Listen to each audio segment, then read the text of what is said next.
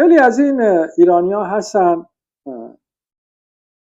الان می‌بینی دیگه تو فضای مجازی و همه جا می‌بینی، مثلا میگن که خب ما تو ایران چه کار داره بره نمیدونم عراق، چه کار داره به سوریه، چه کار داره به لبنان، چه کار داره به فلسطین، نمیدونم چرا سرش تو کلاه خودش نیست، چه کار افغانستان داره. ایران همینی که هست دیگه، کاری به کار کسی به کار اسرائیل داری، سر تو کلاه خودت باش. خب خیلی جالبه این گونه افراد واقعا شناختی از تاریخ هویتی ایرانی ندارن، یعنی نمیدونن که اصالت ایرانی بودن در چه مرزهای هویتی حرکت. ببینید یکی از علتهای سرنگونی محمد رضا شاه پهلوی این بود که این آقا واقعا توهمات هویتی داشت، یعنی این که همیشه چشمش به اروپا و آمریکا بود که اونها این رو به عنوان یکی از خودشون بپذیرن و همیشه هدفش این بود که به اونها ثابت بکنه که میتونه براشون منفعتزا باشه، براشون ژاندارم منطقه باشه، نگهبان منطقه باشه و هر چی که اونا بگن بگه چشم من برای شما انجام میدیم و اونا مادام العمر ضمانت بکنن که این همیشه بر روی حکومت خواهد بود و پسرش و نوه‌ش و همه اینا مثلا پادشاه. ببین کلا یک سیاستمدار، یک کسی که بخواد بیاد وارد قدرت سیاسی بشه باید خیلی احمق باشه که بخواد تاریخ هویتی ایرانی رو در تمام اون پیچ و خم‌های چند هزار سالش در نظر نگیره، چرا که میخواد به دنیا ثابت بکنه که مثلا برای مثلا فلان کشورهای قدرتمند مثلا سودمنده، که اونا هم در این سودمندی اینه قبولش بکنن بپذیرن. این حتی در روابط ساده خانوادگی هم قابل اجرا نیست. شما در رابطه های خانوادگیت، در رابطه های اقوامیتت با هر اقوامی به خاطر اینکه بخوای براش سودمند باشی وارد رابطه نمیشی. شما با هر کسی، حتی با برادر و خواهر خودت، به خاطری که مثلا حالا بهشون ثابت کنی که آقا من تو رو دوست دارم و تو هم باید من دوست داشته باشی، شما رابطه تو بر اون اساس تعیین نمی کنی. شما رابطت بر اساس اون تاریخ هویت ساز تو تعیین میشه، اون رفتارها، اون عادتها، اون خلقها و اون کلیت اخلاقی که کسی به نام شما رو میسازه و شما اون اولین بنیانی است که شما در رابطه با اون وارد رابطه بشی. شما چرا میگی فلانی به من توهین کرده؟ چرا میگی فلانی به من اهانت کرده؟ میگم بابا طرف میخواست با تو وارد یه رابطه مالی بشه، تو حالا میتونستی اینقدر پول بسازی، چرا مثلا مثل گاو نومن شیرده زدی مثلا رابطه رو خراب کردی؟ میگی نه به من اهانت کرد، به من توهین کرد. خب سوال اینه به کجای تو اهانت کرده؟ به کجای تو توهین کرده؟ اون جایی که اهانت بشده، توهین بشده، در واقع اون بنیان تاریخ هویتی هستش که تو رو در خودش میسازه و اون قابل سازش نیست، اون نمیتونه سازش پیدا کنه.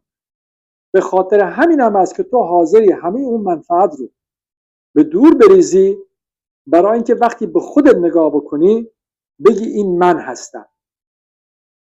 اینجاست که هر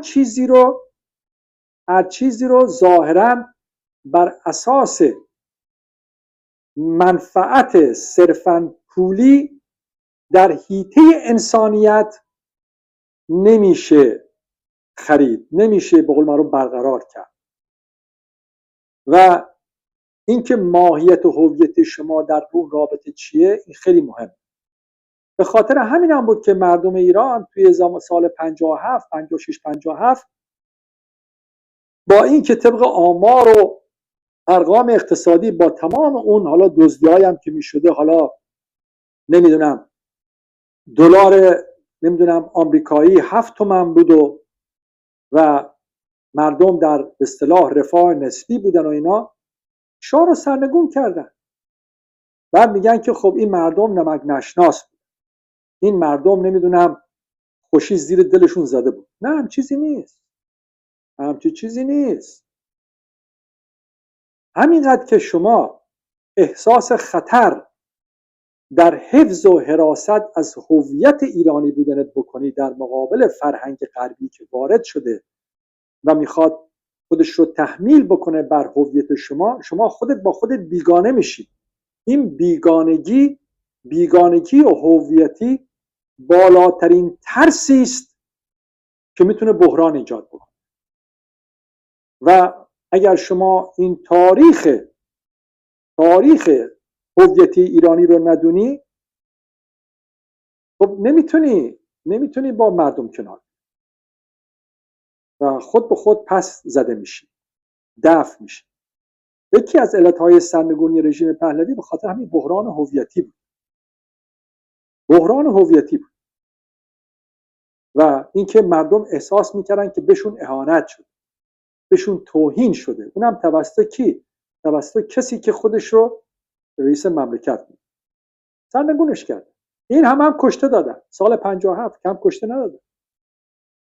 ببینید چقدر قدرت هویتی در اینجا مهمه که مردم اینو کنار زدن. حالا هویت ایرانی ذاتاً تاریخاً یک هویت مغلوبی نیست. هویتی نیست که نوکری رو بپذیره. هویتی نیست که بهش بگن حالا مرز تو اینه، بیشتر از این نباید مرزت گسترش پیدا کنه. این نیست که بهش بگن تو باید چه کار کنی، چه کار نباید بکنی. این خیلی مهمه که ما این مسئله رو درک بکنیم. هویت ایرانی در تاریخ چند هزار سالش یک هویت سلطه طلبه، یک هویت قدرتجوه، یک هویت گسترش طلبه، حالا بهش بگیم امپراتوری طلبه. حداقل در سطح منطقه خودش و در سطح اون حیطه جغرافیایی خودش، از اون بعد بگیر تا دریای مدیترانه، حداقل بگیر تا نزدیکای اونجا، از این ورم بگیر تا نزدیکای هند، از بالا بگیر تا بالای گرجستان و از اون ور بگیر تا بخشی از ترکیه، از اون ور بگیر تا ازبکستان و ترکمنستان و حتی نمیدونم تاجیکستان و اینا در نظر بگیری و از جنوب هم بخوای در نظر بگیری حداقل تا کشورهای حوزه خلیج فارس. هویت ایرانی در اون عمیق‌ترین بینش هویت ساز ذهنیش مرزش رو اینطوری میبینه. حالا تو بخوای بگی اینا سلطه طلبن، اینا نمیدونم میخوان تجاوز بکنن، نه این لزوما به عنوان تجاوز و تسخیر زمین نیست، بلکه رفتار ایرانی، کردار ایرانی در رابطه با اون هویت زایی تاریخیش اینه که اینها رو از خودش میدونه، حتی اگر اسمشون کشورهای دیگه باشه، حتی اگر اسمش سوریه باشه، حتی اگر اسمش عراق باشه، حتی اگر اسمش تاجیکستان باشه، افغانستان باشه. ایرانیت در اون هویت زایی خودش چه خوب چه بد، این دیگه دست من و تو نیست، این گونه حرکت میکنه و در این جهت هم از همه توانایی های ممکنش استفاده میکنه و سعی میکنه که کارساز باشه، توانمند باشه که بتونه هویت خودش رو در این توانمندی و این کارسازی به دست بیاره. پس این که ما بخوایم بیایم جلوی این حرکت رو بگیریم یک حرکت بسیار بیخودیه، اصلا عملی نیست. اینکه ایران در لبنان هستش حالا اصلا مهم نیست، حالا رژیم جمهوری اسلامی آخوندها باشه، هر کسی میخواد باشه. میگه حالا نادرشاه افشار حالا نمیدونم رژیم اسلامی بود، میگه صفویان نمیدونم حالا رژیم مثلا حالا آخوندی بودن، میگه ساسانیان اینا بودن، میگه هخامنشیان اینا بودن و خیلی دیگه از رژیم هایی که تو ایران حاکمیت. همین قاجار هم تا قبل از که به اواخرش برسه خب بالاخره کلی مناطق دیگه زیر دستش بودن، بعدا شکست خوردن دیگه. شکست خوردن، زمیناشون گرفته شد. ولی این نیست که هویت ایرانی این شکست رو به عنوان هویت جدید ایرانی قبول بکنه. قبول نمیکنه. حتی اگر کشوری به نام تاجیکستان هم بپذیره، خواهان آنچنان روابط کارسازی با اون کشور هست که بتونه وقتی میره تاجیکستان خودش رو در اونجا بازشناسایی کنه، وقتی میره سوریه بخشی از تاریخ خودش رو ببینه، وقتی میره لبنان بخشی از تاریخ خودش رو ببینه و همچنین فلسطین. علت اینکه ایران نمیتونه اسرائیل رو قبول بکنه به خاطر که اسرائیل بخشی از هویت ایرانی در اون حیطه جغرافیایی نیست. خود به خود طبیعتاً بر اساس تاریخ هویتیش پسش میزنه، نمیتونه بپذیرش، وصله ناجوره. حتی اون محمد رضا شاه که اسرائیل قبول میکرد ته وجودش نمیتونست با اینا کنار بیاد، به خاطر دستور آمریکا قرار میگیره. ایران نمیتونه عربستان اینطوری قبول کنه. این امارات و قطر و دبی و نمیدونم بحرین و اینا رو نمیتونه اینطوری قبول کنه. نمیتونه، چون نمیتونه اینها رو بخشی از اون حیطه هویتی خودش در اون تاریخ چند هزار سالش ببینه.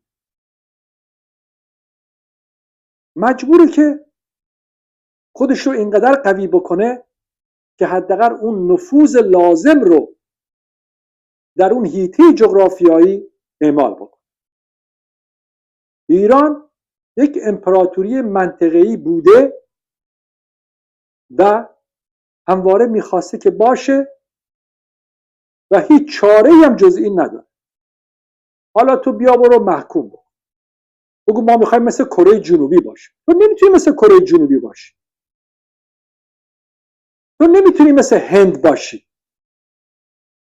ایرانی نمیره سرباز انگلیسی بشه، نمیتونی. تو باید اینی باشی که هزاران سال هویت تاریخی تو رو در خودش ساخته و تو از اون نمیتونی جدا باشی. امپراتوری ایران در منطقه خاورمیانه امری است اجتناب ناپذیر.